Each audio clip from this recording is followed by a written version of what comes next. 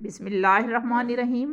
ظفر Iqbal Urdu academy بسلسلہ Urdu ادب کی مشہور کتب۔ آج کی کتاب ہے دستِ سوز۔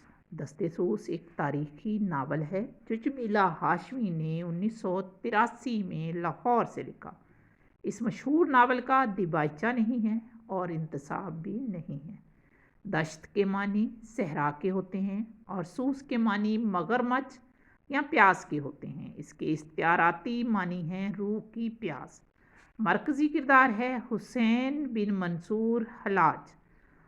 حسین بن منصور حلاج وہ شخصیت ہے جس نے انا الحق کا نعرہ لگایا تھا، یعنی میں حق ہوں، اور اسے پھانسی دی گئی تھی۔ اس ناول میں 10ویں صدی کے عباسی دور کو سیاسی، سماجی اور مذہبی تناظرات کا بیانیہ پیش کیا گیا ہے۔ 3 باب ہیں ناول کے: صدائے ساز، نغمہ شوق اور زمزمہ موت۔ حلاج کے لغوی معنی ہوتے ہیں روئی تننے کے،